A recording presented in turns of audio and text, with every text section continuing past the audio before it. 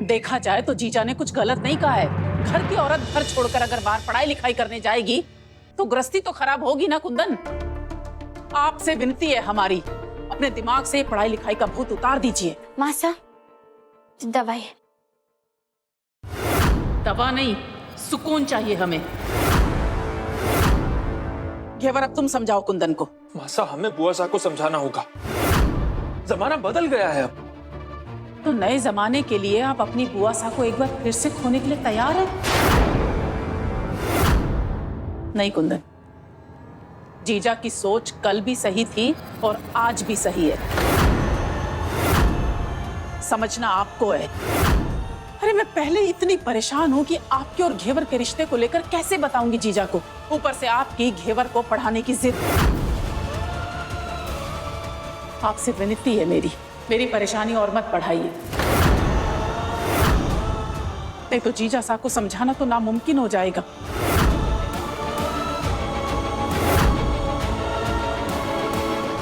तुम्हारे लिए कुंदन ने सपना देखा, तुमने उस सपने को अपनाया और इसको बढ़ावा दिया। घेवर ने कहाँ बढ़ावा दिया मासा? वो तो चुपचाप अपना काम करती है। हाँ, तो करने दीजिए ना अपना काम।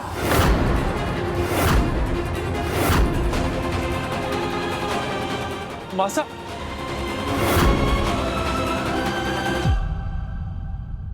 ये हक, ये पढ़ाई, आजादी, ये सब बातें किताबों में अच्छी लगती है, हकीकत में नहीं। जिस दिन औरत मर्द के बराबर की हो जाएगी तब घर घर नहीं अखाड़ा बन जाएगा।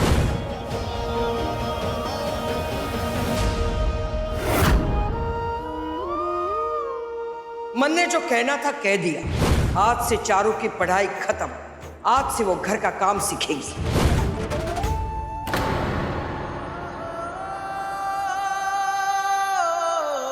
दुख रहा है। खाओ भी आप बुआ साहब की बातें। बुआ साहब अपनी जगह पर गलत नहीं है।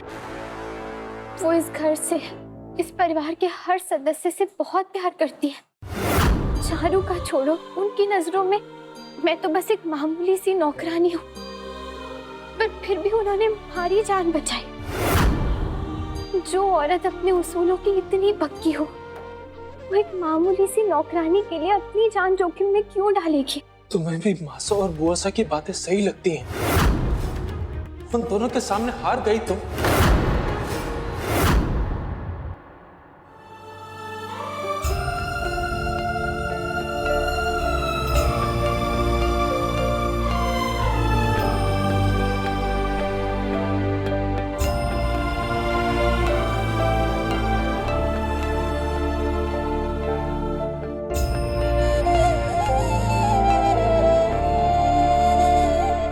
नहीं है कुंवर साहब, मैं बस इतना कह रही हूँ कि मैंने सबकी बात सुनी है।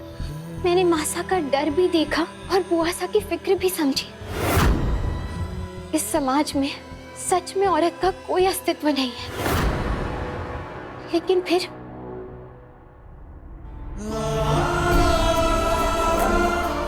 मारे को वो सपना, वो विश्वास याद आया जो आपने मारे को दिखाया है कुंवर साहब, कि पढ़ाई लिखाई से औरतों को अपनी पहचान मिलती है। जब बात औरत के अस्तित्व और पहचान की हो तो उसे केवल उसका विश्वास ही जता सकता है। मैं मानती हूँ कि एक औरत का धर्म है घर संभालना, गृहस्थी संभालना, लेकिन फिर आपने मुझे एक नया कर्म भी तो दिया है। मेरा सौभाग्य है कि मैं एक बींदनी, एक माँ बन पाई और इसके साथ मैं अपनी पहचान सशक्त औरत के रूप में बनाना चाहती हूँ। मैं अपना धर्म और अपना कर्म दोनों को साथ में निभाऊंगी। और बुआ सा कहती है कि एक औरत को सिर्फ अपना घर संभालना चाहिए। सही कहती है वो। मैं अपना घर संभालूंगी कुंवर सा, लेकिन हमारे सपनों की बलि चढ़ाकर नहीं, उन्हें पूरा करके।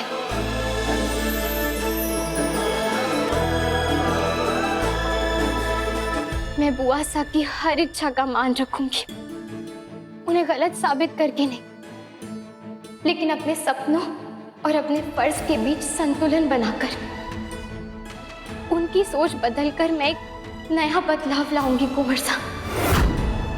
मैं ये साबित करके दिखाऊंगी कि अगर एक औरत ठान ले तो रोटी के साथ साथ अपनी पहचान बनाने से उसे कोई नहीं रोक सकता।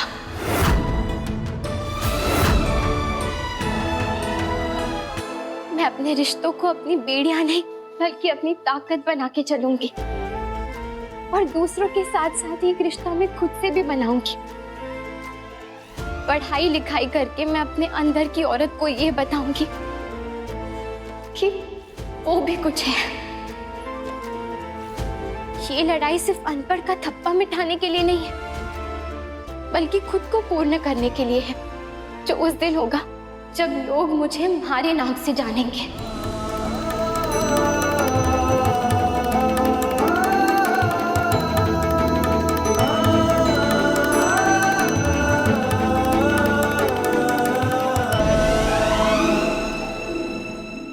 आज तुम्हारी हिम्मत देखकर बहुत खुश हुए हैं हम केवल।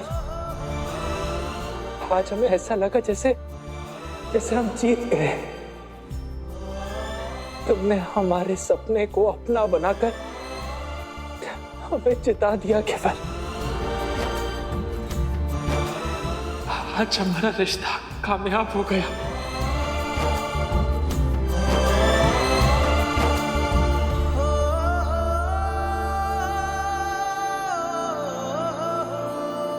कुंवर साहब, आपको पता है, आपका यही विश्वास देखकर ना हमारी को एक बात समझ आई है। जब औरत और मर्द एक साथ हो तो घर कुरुक्षेत्र नहीं बल्कि मंदिर बन जाता है।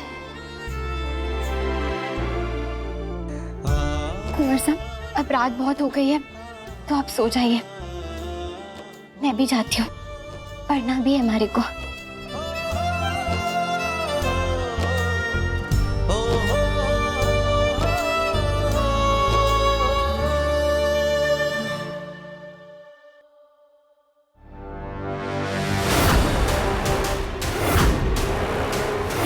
हे माताजी महाराज, कहीं बुआ सा ने हमारी बातें तो नहीं सुन ली?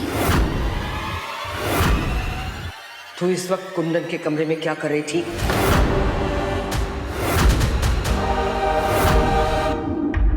कान में मैल जम गया है, मैं कुछ पूछ रही हूँ ना। इस वक्त तू कुंदन के कमरे में क्या कर रही थी? वो मैं बड़ी ठाकुराइन। वो क्या? हाँ, ए छोरी, तुम्हारी पीठ के पीछे कोई खेल तो नहीं कर रही है ना? देख, मैं तुझे बड़ी ठाकुराइन, मैं कमरे की सफाई करने के लिए आई थी, उन्होंने बुलाया था इसीलिए। तो झाड़ू पोछा कहाँ है?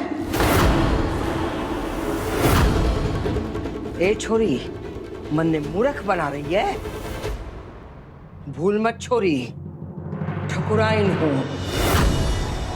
लोगों की चाल से उनकी नीयत भांप लेती हूं। सच सच बता, इस वक्त यहां क्या करने आई थी?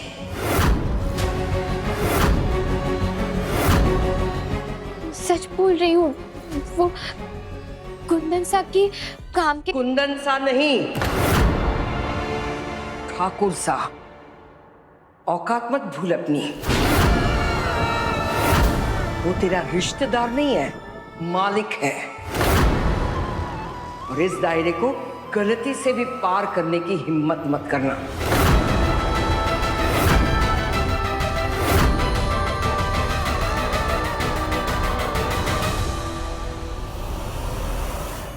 ये छोटे लोग अपनी चालाकी से कभी बाज ना आवेंगे।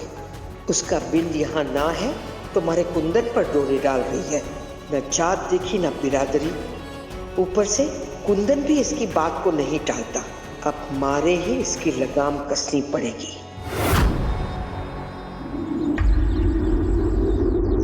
प्रिंसिपल सर, हम जानते हैं कल 10वीं की परीक्षा के फॉर्म भरने की आखिरी तारीख थी। हमारी बिंदनी किसी कारण समय पर पहुंच नहीं पाई।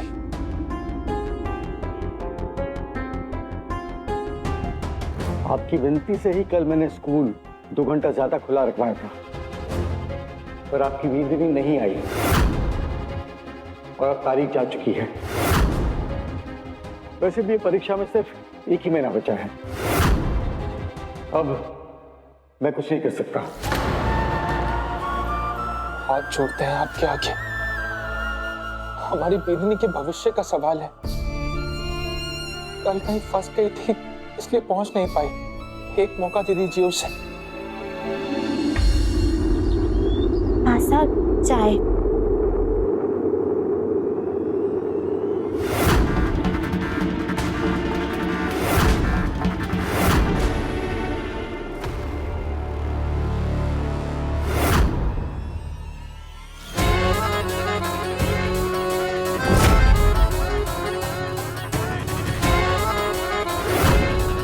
जीजा, पंडित जी तो आए हैं साथ आपके, लेकिन ये लोग कौन हैं? हमारे मेहमान हैं।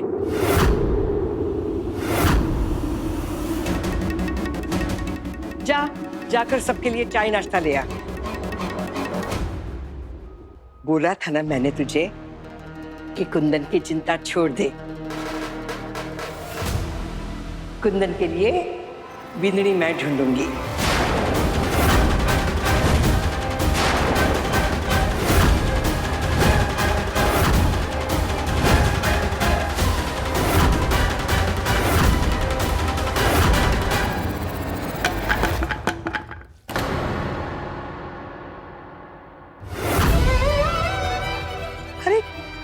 छोरी, तेरे हाथ में जान नहीं है क्या?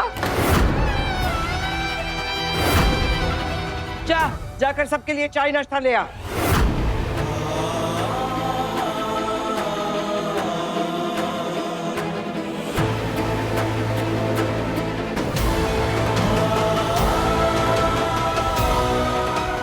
घेवर, अब तो मारे को भी डर सताने लगा है। बुआ सा देवर सा के लिए बींदड़ी ढूंढ रही हैं। मारे को लगता है कि अब देवर सा और थारे रिश्ते का सच उन्हें बता देना चाहिए। ज्यादा दिन उनसे छुपाना ठीक ना है। तू आ हमारे साथ, आओ चल। पंडित जी ने मुझे 5 कुंडलियां दिखाई थी अंबिका, लेकिन ये 3 मुझे पसंद आई हमारे कुंदू के लिए।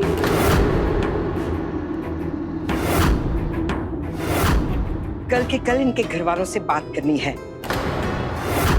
लेकिन जीजा, ये लड़कियों को अचानक घर लाने की क्या जरूरत थी? 20 साल में जमाना बदल गया है, तो ऐसे में शादी से पहले ऐसी छोरियों को ससुराल भेजना कोई बड़ी बात नहीं है। इसीलिए आज मैंने इन्हें हवेली पर परीक्षा के लिए बुलाया है। और बात मारे कुंदन की बिंदनी की है, तो इसमें मैं रंग ढंग संस्कार बिरादरी में कोई कमी ना करूंगी। ऐसी छोरी चुनूंगी कि जिसे देखकर गांव की आंख फटी की फटी रह जाए। जो माताजी महाराज, जीजा ने तो कुंदन का रिश्ता करने की ठान ली है।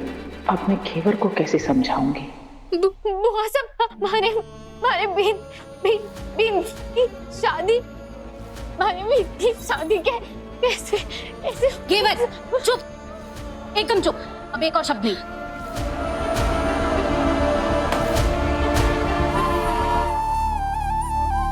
घेवर, हमारी बात सुन। देख, बुआ साहब को थारे और देवर सा के रिश्ते के बारे में ना पता, पर तू तो जानती है ना कि देवर सा और थारा रिश्ता कितना मजबूत है। थारे को लगता है कि थारे रहते देवर सा किसी और छोरी से ब्याह के बारे में सोचेंगे भी? हाँ, मत परेशान हो।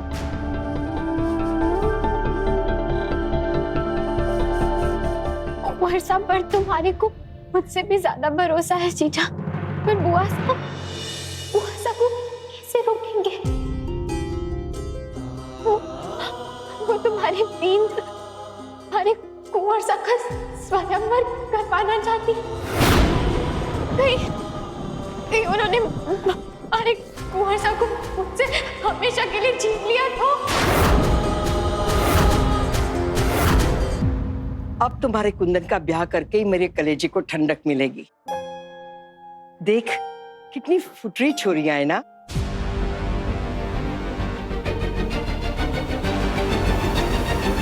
हमारी बिरादरी की है, ठाकुरों के तौर तरीकों में पली बड़ी है, और सबसे खास बात, आज के जमाने का बिल्कुल रंग नहीं चढ़ा इन पर, क्योंकि पढ़ी लिखी ना है ना, इसीलिए। पर जीजा, ये तो 3 छोरियां हैं, इसमें से आप एक लड़की कैसे चुनेंगी? उसके लिए तरकीब मैंने सोच रखी है।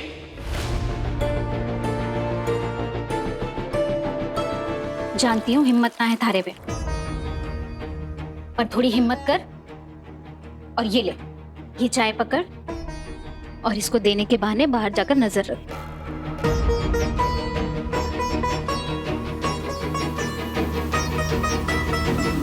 करोड़ों में एक है मारा कुंदन, मारा अभिमान। बड़ी भाग्यशाली होगी वो छोरी जो मेरे कुंदन की बिंदनी बनेगी।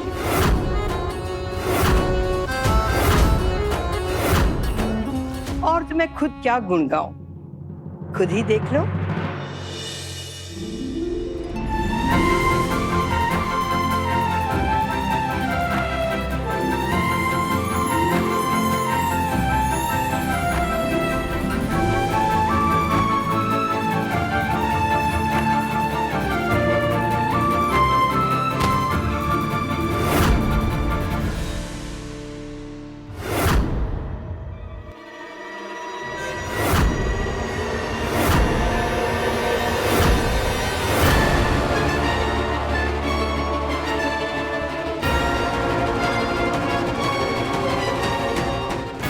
बुआसा ने तो ठान ली है, लेकिन नहीं, शादी तो दूर की बात है। मैं हमारे कुंवर सा की तस्वीर भी किसी को नहीं देखने दूंगी।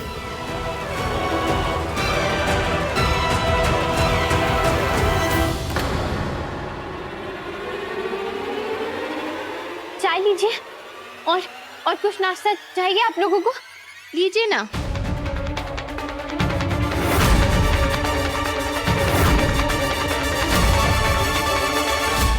अरे कुछ नहीं चाहिए इन्हें, हट तस्वीर के सामने से।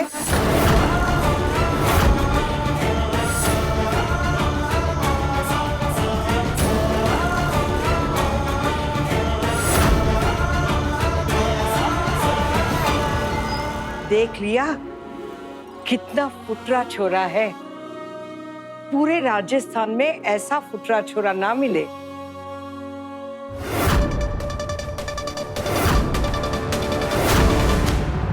पूरा जिला चलाता है, जिले का सरपंच है और जिले को अपने सूझबूझ से चलाता है। कुंदन ठाकुर सा नाम है इसका।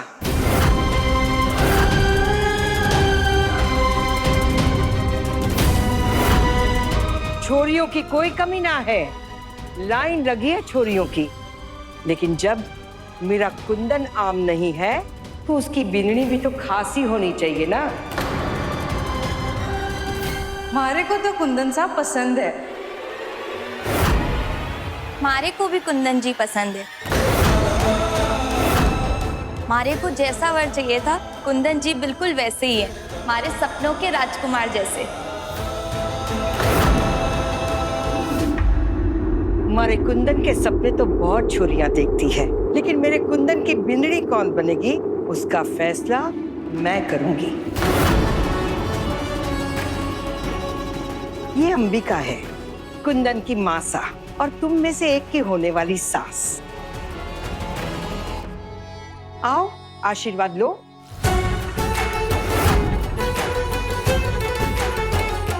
खुश रहो, खुश रहो।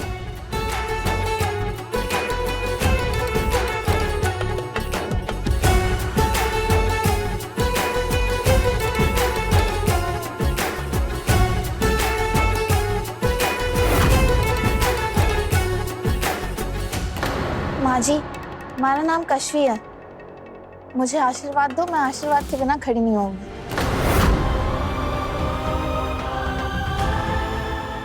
जीती रहो, सदा सुखी रहो।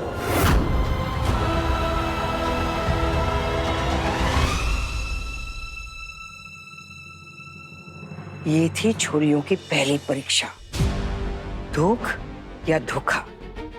पहली 2 छोरियों ने सिर्फ नाम के लिए पैर छुए, मतलब धोखा। और ये जो तीसरी लड़की है उससे अच्छी तरह से आशीर्वाद लिए। मने लागे हैं कि ये लड़की में गुण है इस हवेली की बिंदनी बनने के लिए। केवल संभाल खुद को, थोड़ा दिमाग से काम ले। देख, ऐसे ही धोख देती है ना तू भी। बुआ साहब को देवर साहब की बिंदनी में जो भी गुण चाहिए, उनमें से एक गुण तो थारे में भी है, तो फिर कैसा घबराना। अब बारी है दूसरी परीक्षा की। दूसरी परीक्षा? वो क्या है जीजा? प्याज का लिहाज।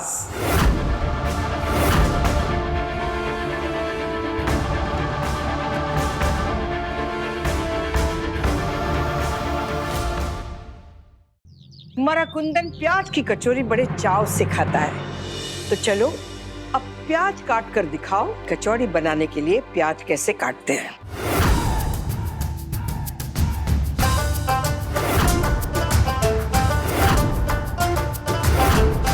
प्याज काटना? बुआ से ने कैसी परीक्षा रखी है? चलो शुरू करो।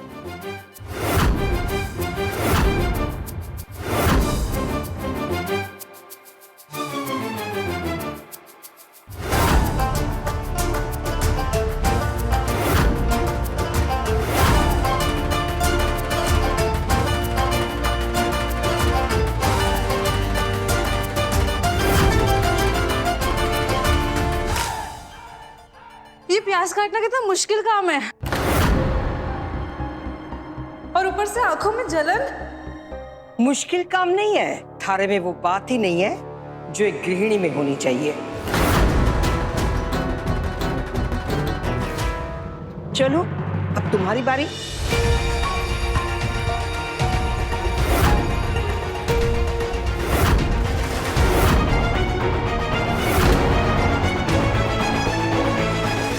प्याज छिलने तो आता नहीं है और सपने सजा रही है हमारे कुंदन से ब्याह करने के।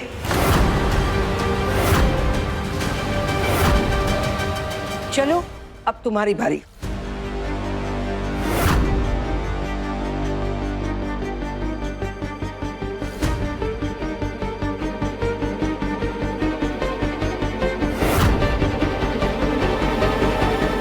इनमें से किसी को ये भी नहीं पता प्याज को ऊपर से खोखला कर उसकी गांठ निकालने से प्याज व्यर्थ नहीं होता है।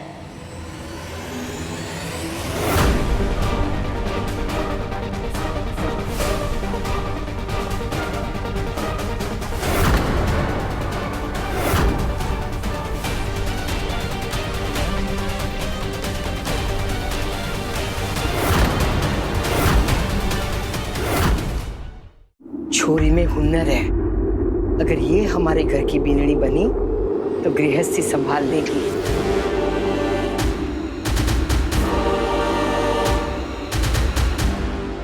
हे भगवान, इसे तो ये नुस्खा भी पता है। कहीं कहीं सच में बुआ से इसकी शादी? नहीं नहीं घेवर, ऐसा कुछ नहीं, डर मत। तू देखना उसको,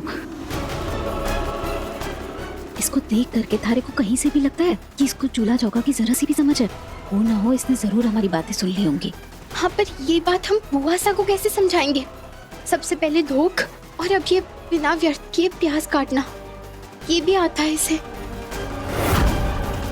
ये सब देखकर तो बुआ सा को ऐसा ही लगेगा ना कि ये लड़की सर्वगुण संपन्न है। हमारे को बड़ा डर सा लग रहा है, पता नहीं क्या होगा। मन ने मारे कुंदू की बीनड़ी मिल गई।